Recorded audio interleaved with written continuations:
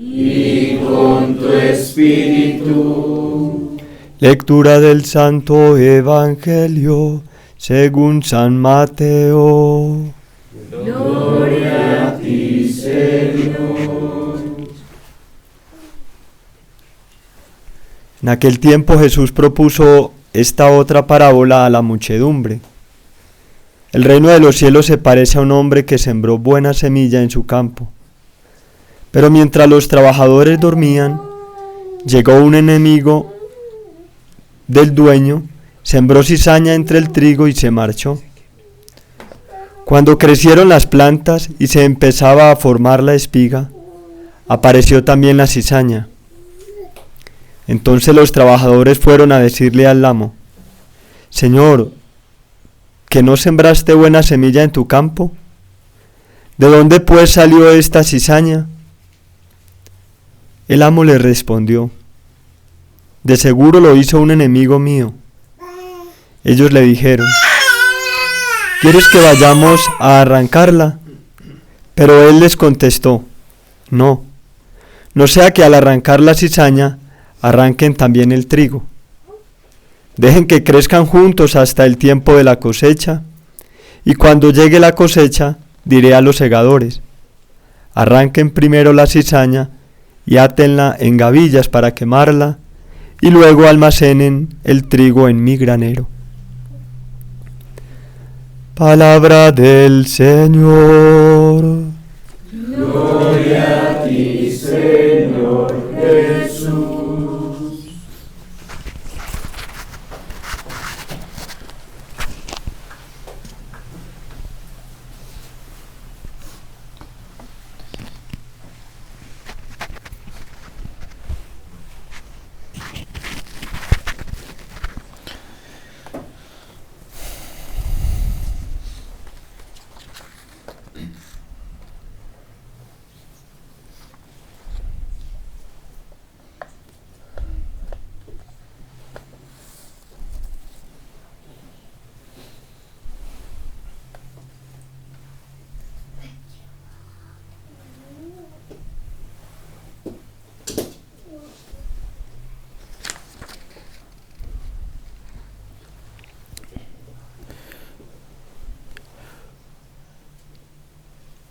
No se hagan ilusiones con razones falsas, la sentencia que da Jeremías. Y se está dirigiendo precisamente a los judíos que, entre comillas, son piadosos. Son los que peregrinan al templo, son los que van a presentar ofrendas de sacrificios para el culto del Señor, son los que van a las grandes celebraciones del pueblo en la ciudad santa, en la Jerusalén. Son los conocedores de la ley, los conocedores de la palabra del Señor. Son incluso los mismos que la predican, la anuncian, la enseñan. Y la sentencia de Jeremías hoy es: no se hagan ilusiones con razones falsas, repitiendo: este es el templo del Señor, este es el templo del Señor, este es el templo del Señor. Ustedes, en cambio, ponen su confianza en palabras engañosas que no sirven para nada, porque roban. Uno no puede ser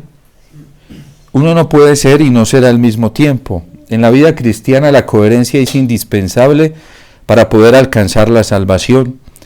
Si nosotros no somos coherentes desde nuestra firmeza y convicción interna por la verdad y por el Señor, y vivimos externamente de manera consecuente a lo que pensamos y sentimos interiormente por el Señor, podemos estar en riesgo nuestra salvación. Hay gente que dice: padre, yo soy católico, un buen católico, yo no me confieso porque yo no mato, yo no robo, ¿sí? ¿Y qué es el concepto que muchos católicos tienen hoy del robo? El concepto que muchos católicos tienen del robo es el concepto que tienen los corruptos de este mundo, que roban y dicen que están actuando honestamente. que roban y dicen que están actuando justamente. El grado de corrupción que ha alcanzado la humanidad hoy ha invadido incluso las esferas mismas de la Iglesia, la esfera de nosotros los católicos. ¿Cuántos católicos hoy hay que trabajan de manera injusta? Evasión de impuestos, corrupción, dineros con patrimonios económicos conseguidos de dineros fáciles, y no solamente fáciles, dineros sucios del narcotráfico. En Colombia sí que vivimos ese azote, y es a ellos a quien se dirige la palabra de Dios. No crean que llevando holocaustos y llevando ofrendas, es decir, yendo a la Eucaristía, yendo a misa, a la liturgia, van a limpiar esas injusticias. No es así. A mí me toca escuchar unas cosas terribles, porque hasta se vuelven hábiles católicos, se vuelven hábiles con la palabra del Señor para justificar comportamientos en el ámbito económico dañinos, perversos, injustos. Miren, los que trabajan con dinero de narcotráfico están llevando a sus espaldas y están llevando en su conciencia la destrucción de la familia, la destrucción de los jóvenes que hoy están invadidos por la droga. Están llevando en sus hombros y en sus espaldas sangre inocente, porque cuántos asesinatos por el tema de la droga. Y hoy a muchos colombianos, incluso católicos, que trabajan con este tipo de dinero, pretenden tapar su conciencia y tranquilizarla, diciendo: no, es que nosotros ayudamos a la evangelización, es que nosotros ayudamos para el templo. No se hagan ilusiones, porque de eso le tendrán que dar cuentas al Señor. A eso se está refiriendo la palabra del Señor. Y la Iglesia es muy clara en esto cuando habla del séptimo mandamiento: no robarás. Cualquiera cree que robar es coger y ponerle una pistola a otro, quitarle lo que es de él. No, el robo se manifiesta de muchas maneras. Y hoy hay patrimonios económicos de muchos cristianos, incluso católicos, que están reclamando justicia al cielo. Y si no nos convertimos, y si no cambiamos rápidamente, de ello tendremos que dar cuentas al Señor. El espíritu de avaricia está invadiendo el corazón de muchos cristianos. Y hay gente que cree que porque está en la iglesia, que porque pertenece a algún grupo, que porque va a misa, ya con eso tapó. Dice el profeta Jeremías hoy: no se hagan ilusiones. No se hagan ilusiones, porque roban. Y podríamos seguir hablando aquí desde el séptimo mandamiento, como lo trae el Catecismo de la Iglesia Católica, para que nos demos cuenta de esto. Miren, la política hoy, el sistema político de nuestro país, y no solo de nuestro país, sino del mundo, está invadido por este tipo de cosas. Invadido. Los escándalos de corrupción cada vez son más altos por el robo, por las injusticias. Por eso hoy nosotros no nos podemos dejar engañar. No todo el que nos diga Señor, Señor, viene del Señor. No todo el que se nos presente de manera muy piadosa y hablando bonito de la Virgen, del Señor, no viene de Él. ¿Quién viene del Señor? Que vive en la verdad, quien habla la verdad, quien es coherente con la verdad del Evangelio, quien no trasquila el Evangelio y la vida cristiana para acomodarla a su apetencia, a su antojo y a su egoísmo. Hoy más que nunca tenemos que cuidarnos. No se engañen, dice el profeta Jeremías. No se engañen, porque roban, matan. Miren, vuelvo a decirlo y lo tendré que repetir tantas veces sea necesario. Católicos ahorita, en campaña de elecciones presidenciales, votaron por católicos pro aborto. Lo hicieron, matan. Y están participando de una manera formal con ello. Eso no es coherencia moral. Eso no es coherencia cristiana.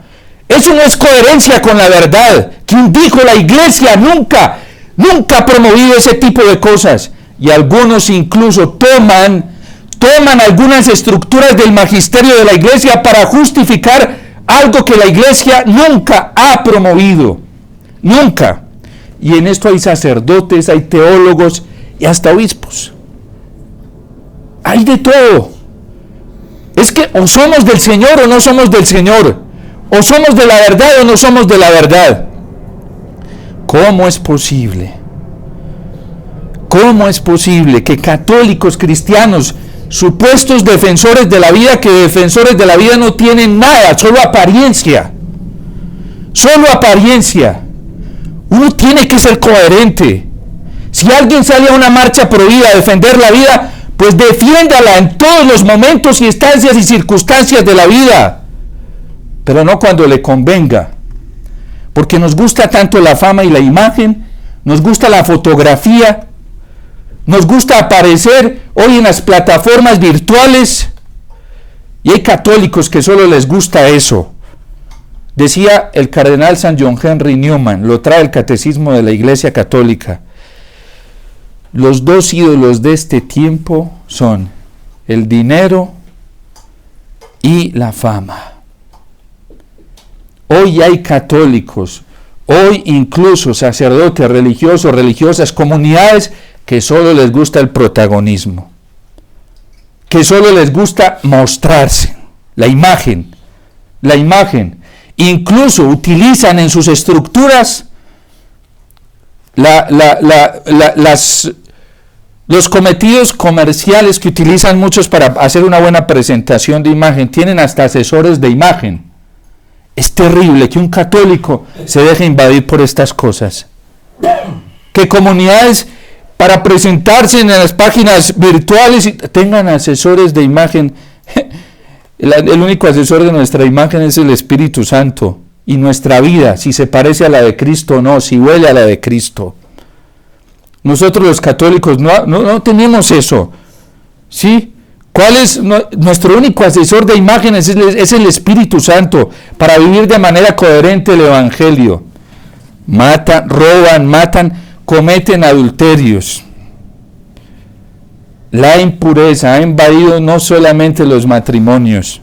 Miren, el adulterio no solamente nos enseñó el Señor en el Evangelio, no se comete, el pecado no se elabora solamente de forma material, el pecado también se elabora de manera formal.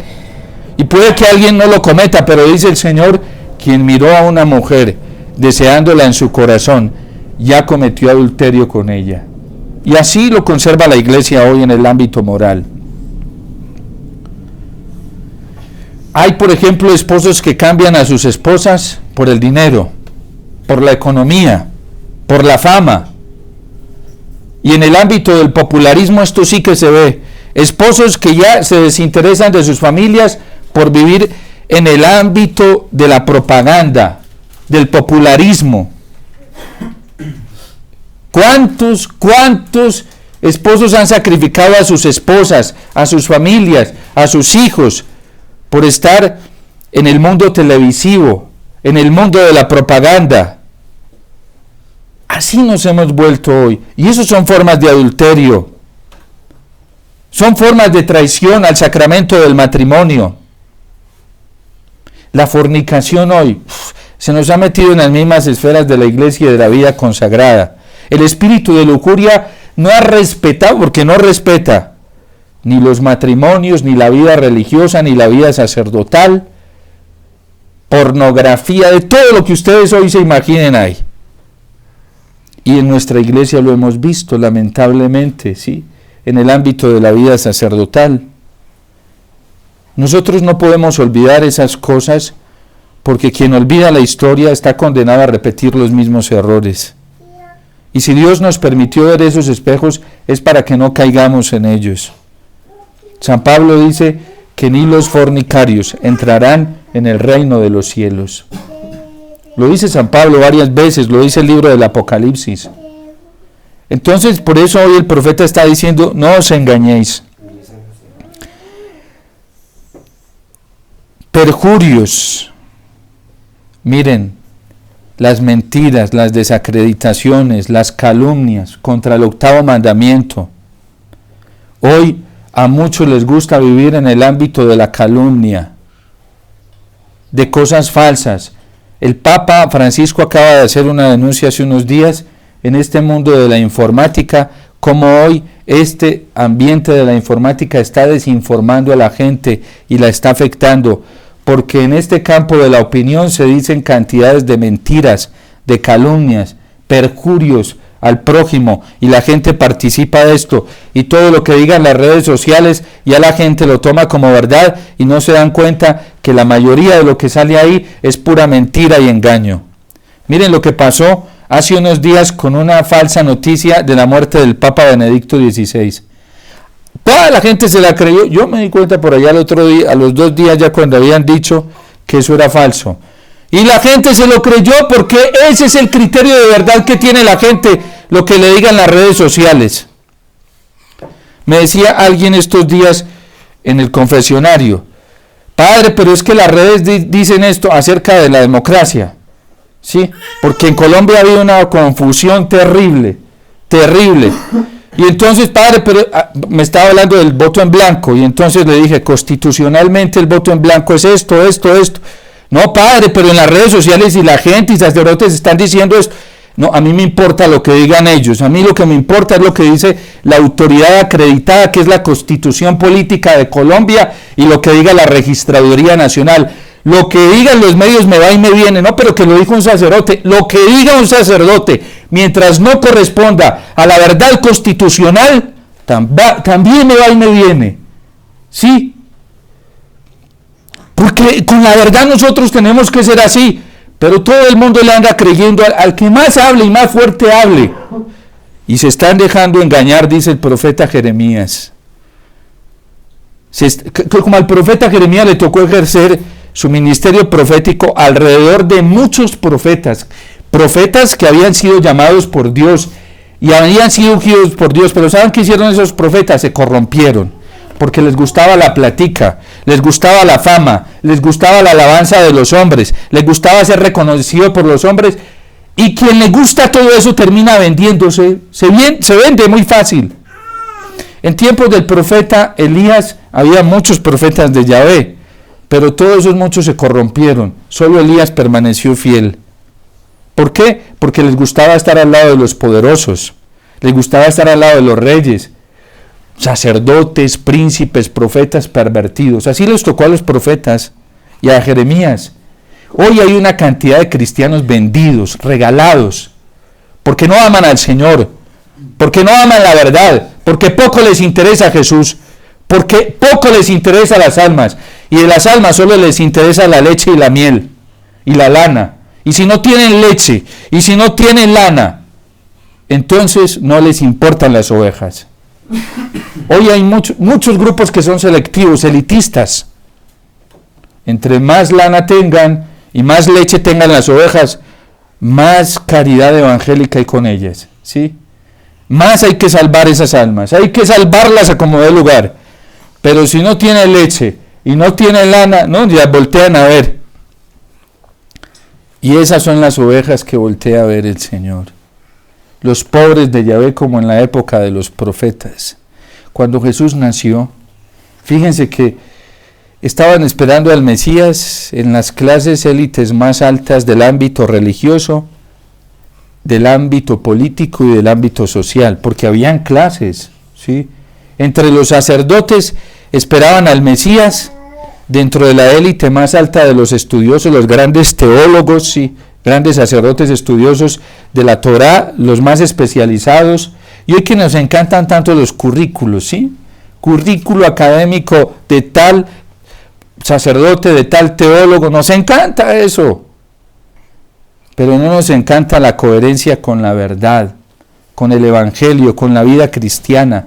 Los sacerdotes esperaban en la élite más alta de los sacerdotes, la élite más alta de las sectas de los judíos, ahí esperaban al Mesías. Las élites más altas de los príncipes. Por eso Herodes se atormenta cuando vienen unos reyes magos y le dicen que ha nacido el Mesías, pero si debería provenir de la corte real. Pero no vino por ahí.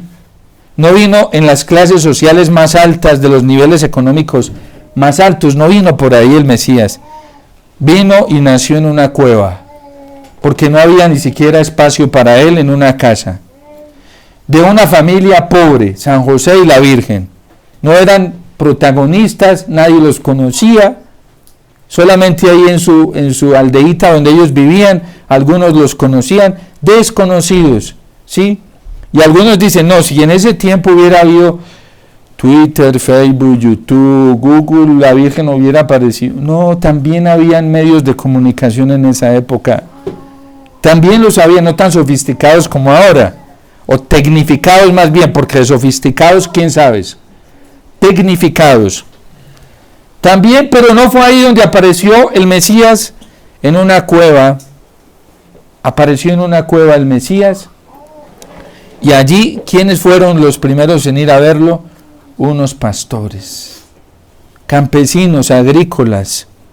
Si nosotros creemos que Dios se manifiesta en lo populista, en lo extraordinario, en lo estrambótico, estamos muy engañados, muy engañados. ¿Saben dónde se manifiesta todos los días el Mesías? Y son pocos los que lo ven. En un altar sencillo, en una patena metálica, sí, en un cáliz metálico donde casi nadie lo ve. No es tendencia en Twitter, no es tendencia en YouTube, no es tendencia en Google. Hay gente que sí, en nombre del Señor es tendencia. Jesús no, oculto en los altares, oculto en los agrarios. Ahí aparece el Mesías.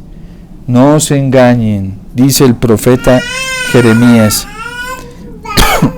Dice, queman incienso a los ídolos, adoran a los dioses extranjeros. La gente ya no busca al Señor, no busca al Señor.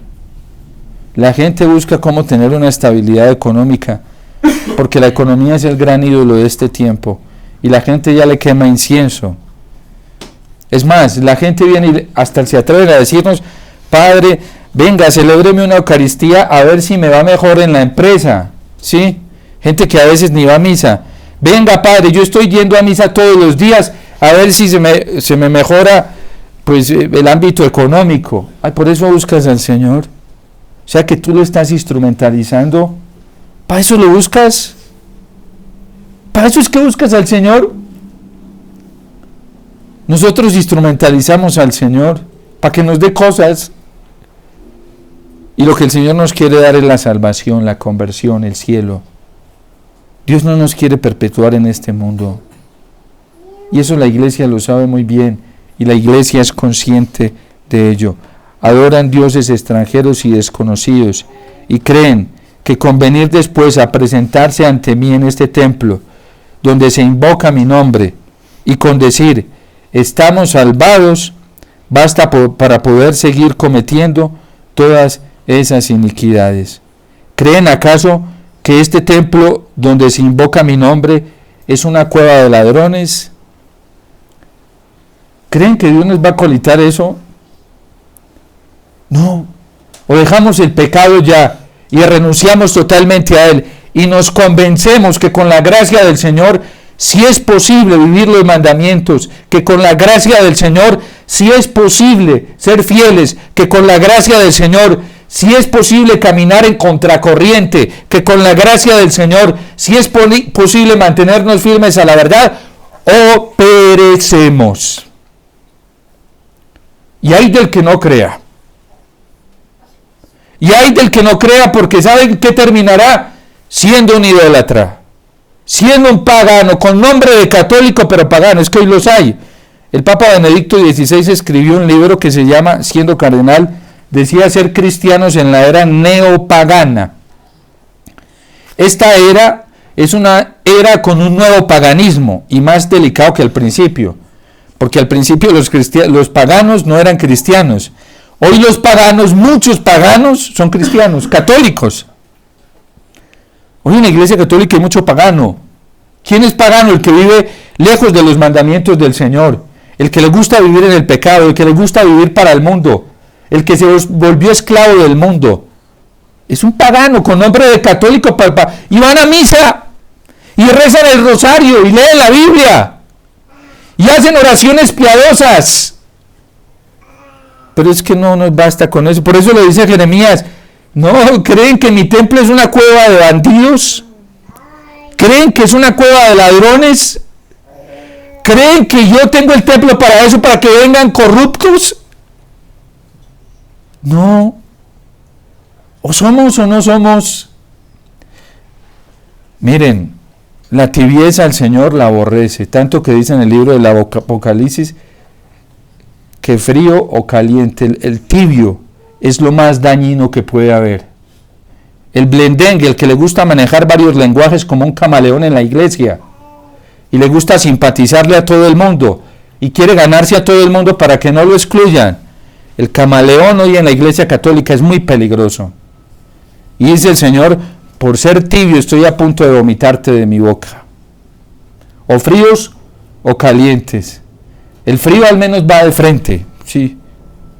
Pero eso cuando vivimos para el mundo y vamos a misa, no hagamos eso, no ofendamos de esa manera al Señor. No le lastimemos el corazón a Cristo. ¿Para qué coger un rosario si no estoy dispuesto a convertirme y a vivir coherentemente? ¿Para qué hago una novena si no estoy dispuesto a vivir para el Señor? ¿Para qué me pongo una medalla, me pongo una camiseta, me pongo un hábito? Si no estoy dispuesto a vivir radicalmente para el Señor, para el Evangelio, ¿de qué me sirve eso?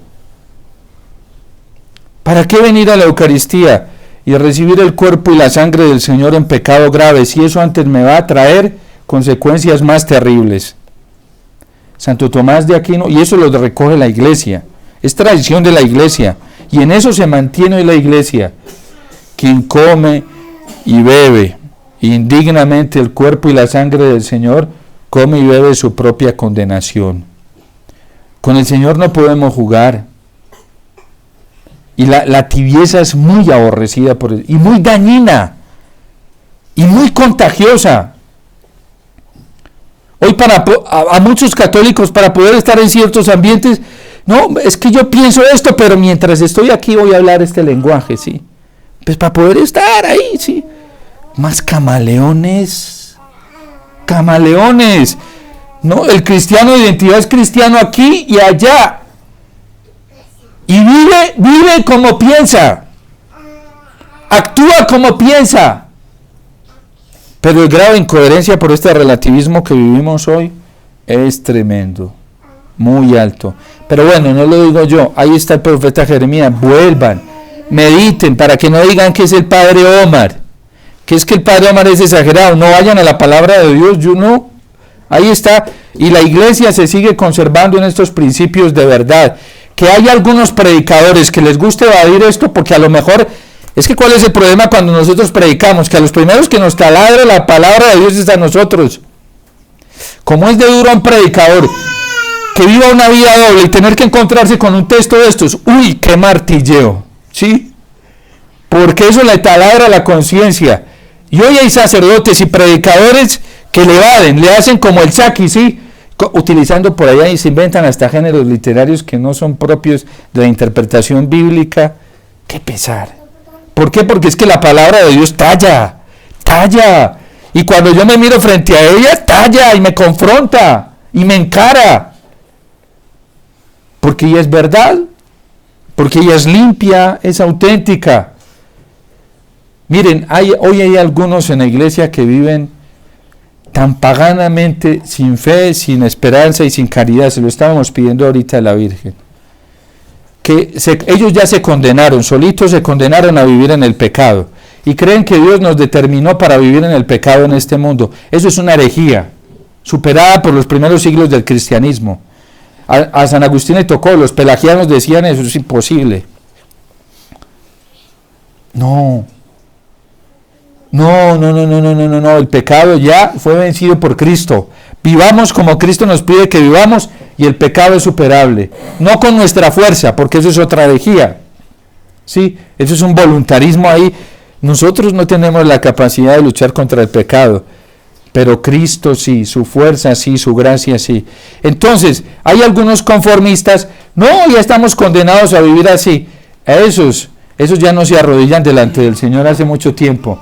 Esos ya no creen en el Señor, ya no creen, esos no tienen fe, no tienen esperanza, pues tendrán fe en otras cosas, sí, tendrán esperanza en otras cosas, pero ya no tienen ni fe ni esperanza cristiana. El que tiene esperanza cristiana tiene la seguridad de que aunque vengan batallas, pruebas para el futuro, el Señor vencerá. Y el que tiene fe cristiana, ¿saben qué hace en el momento de la debilidad, de la tentación? Se arrodilla delante del Señor y le dice: Señor, ayúdame, yo no soy capaz. Y en ese triunfa Cristo. Pero hoy hay una apostasía, sí, formal, silenciosa. ¿Por qué? Porque mucha gente ya no cree. Hay gente que hasta en la iglesia, consagrados, que se conformaron a vivir en el pecado, porque dicen: no, es que la debilidad, ¿qué hacemos? La debilidad. No, la debilidad ya fue superada por el Señor, por eso se encarnó. Y por eso padeció, murió y resucitó. Escúchelo bien: resucitó entre los muertos y ascendió a los cielos, triunfante, limpio, santo, venció la tentación, venció la muerte, venció al mundo, venció al demonio y asumió nuestra naturaleza humana, y en esa naturaleza humana venció. Por eso hay gente que vive derrotada hoy, católicos derrotados, esclavos del pecado, esclavos del mundo, pobres, no son felices, no disfrutan de la paz del Señor, no disfrutan del consuelo, y por eso andan detrás de lo que los hombres les den, a ver si nos dan alabanzas, aplausos, porque es que ya yo no tengo de qué vivir. Claro, como ya te desconectaste del Señor hace tiempo, ¿qué consuelo te va a dar? Vas a recibir. Así anda la gente hoy. Quien se arrodilla delante del Señor viene y lo busca constantemente y sabe que en el Señor encuentra la alegría sobrenatural, la fuerza sobrenatural, la paz sobrenatural, y no es esclavo de lo que el mundo da, ¿sí? Y a estos el mundo los aborrece, fastidiosos para el mundo. Y el mundo se confunde, porque dice: ¿de dónde sacan tanta fuerza? ¿De dónde sacan tanta paz? ¿De dónde? ¿Cómo resiste? La gracia del Señor. Es que la gracia del Señor es suficiente para lo que sea. Lo único que tenemos que hacer es caer de rodillas delante del Señor. Entonces, Jeremías lo dice hoy: no se engañen, porque hay gente que cree que pecando y rezando está empatando. No, se está condenando. Y si sigue así va para el infierno. Y es una realidad. Miren, la parábola que nos trae hoy el Evangelio de San Mateo: hay cizaña en medio del trigo. Hermanos, hay cizaña en medio del trigo. Dentro de la iglesia hay cizaña, es una realidad. Hay cizaña y de la mala. Satanás tiene discípulos. El Papa Pablo VI decía: por alguna endija se entró el humo de Satanás a la iglesia. Está metido, es real, es verdad. Y hay cosas tan terribles dentro de la iglesia que solo pueden provenir del demonio, de ningún otro lado. Padre, entonces, ¿qué hacemos? La Eucaristía, volvamos a la Eucaristía, convirtámonos. Es lo que nos está diciendo el profeta Jeremías: vuelvan a mí, obedezcan mis preceptos, caminen por mis caminos. Volvamos a la Eucaristía. Imagínense que por ahí ya dicen que yo estoy dañando las espiritualidades de la gente porque les digo que vengan y vivan de la Eucaristía. Imagínense, católicos en eso, que estoy dañando las espiritualidades de las personas porque les digo que adoren a Jesús Eucaristía y que recen el Santo Rosario. Tal vez si yo le hiciera propaganda a los hombres sería diferente, ¿sí? Sería muy diferente. Pero ni la propaganda me la hago yo soy el primero que tengo que venir como un pobre necesitado de la Eucaristía, alimentarme del Señor, a proveerme de Él. La Eucaristía no daña la espiritualidad de nadie, al contrario, la Eucaristía es fuente de la vida cristiana. Quien no se alimenta de la Eucaristía hoy está condenado a la muerte. Y quien no busca en la única fuente que es la Eucaristía, la luz para ver la verdad, quien no lo busca ahí está condenado a dejarse engañar por la cizaña del demonio. Y así hay muchos católicos. ¿Saben por qué? Porque ya no dependen de la Eucaristía. Y no el ritualismo. No, vivir nuestras Eucaristías bien vividas con el alma y el corazón. Porque eso no nos sirve, ir de asistente a sentarme en una silla y no saber ni lo que pasó ni lo que sucedió en el rito, eso no me alimenta. La iglesia eso ya lo superó en el siglo IV con el ex opere operato y el ex opere operantis. Que si tú vienes a la misa y no vives la Eucaristía con fe, te pierdes las gracias de la Eucaristía. Y puedes comulgar. Y si no lo haces conscientemente, te puedes perder las gracias de la Eucaristía. Cristo se manifiesta. Es como un sacerdote, viene y celebra sin fe. Ah, sí, Cristo se manifestó. Y así y eso pasa, no crean que no pasa. Y hay muchos que celebran la Eucaristía sin fe. Y Cristo se manifiesta en el altar, pero ese sacerdote no le aprovecha. Así celebre 10 misas en el día. Y la celebra de manera inconsciente, sin la necesidad de Cristo, sin la convicción de que Cristo se manifiesta acá y es el que provee todo el alimento, no le sirve de nada. Al contrario, puede ser más fuerte el día del juicio, porque a quien más se le da, más se le va a pedir. A quien más gracias se le tornan, por eso a veces Dios detiene gracias, porque no quiere que el día del juicio sea más duro. Dios ve un alma y dice, le he dado tanto, pero nada que se corrige, nada. Va a ser más, por puro amor y misericordia, dice, va a tener que detener, porque el día del juicio, si sigue así, va a ser más tremendo.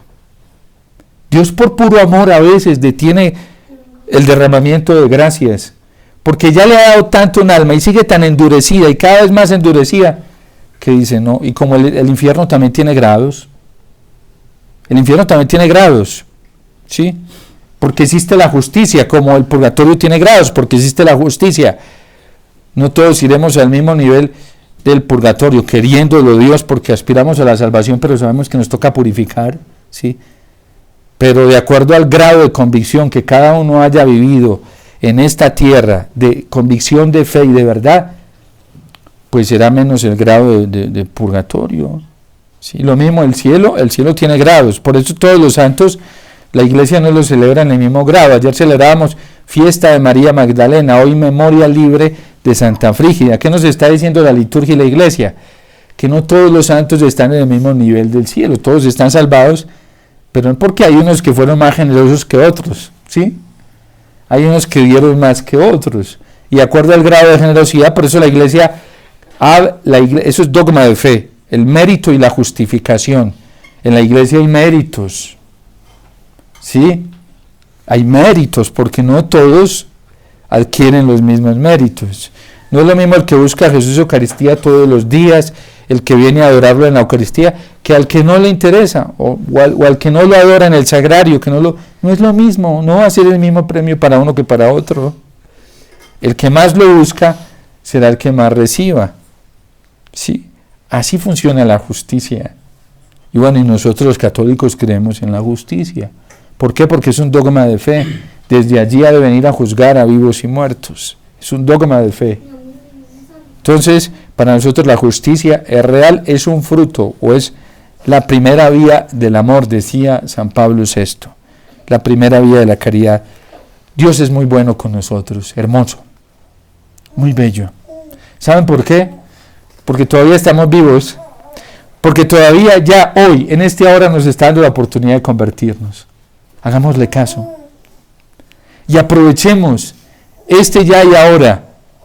El ladrón en el último minuto lo aprovechó. Se arrepintió, tuvo una contrición perfecta, un propósito de enmienda, y se arrepintió con toda el alma, y el Señor le dio el paraíso. Y este puede ser nuestro último minuto. Y Dios es tan bueno que hoy, en este último minuto, todavía hacemos parte de su misericordia. Todavía podemos lograr, todavía podemos alcanzar. Aprovechemos esta palabra como acogiendo humildemente la invitación que el Señor nos hace a la conversión. Seamos humildes. Seamos humildes. Un corazón contrito y humillado, el Señor no lo desprecia. No nos dejemos llevar por esa rebeldía, esa resistencia, esa soberbia de nuestro ego que nos hace tanto daño. Acojamos humildemente la propuesta del Señor para la salvación y la paz que experimentaremos, la alegría, el amor, la misericordia de nuestro Señor será inmensa, inmensa, incomparable a cualquier promesa que nos haga este mundo mentiroso y engañoso, la mentira del diablo, de la maldad y las propuestas de este mundo.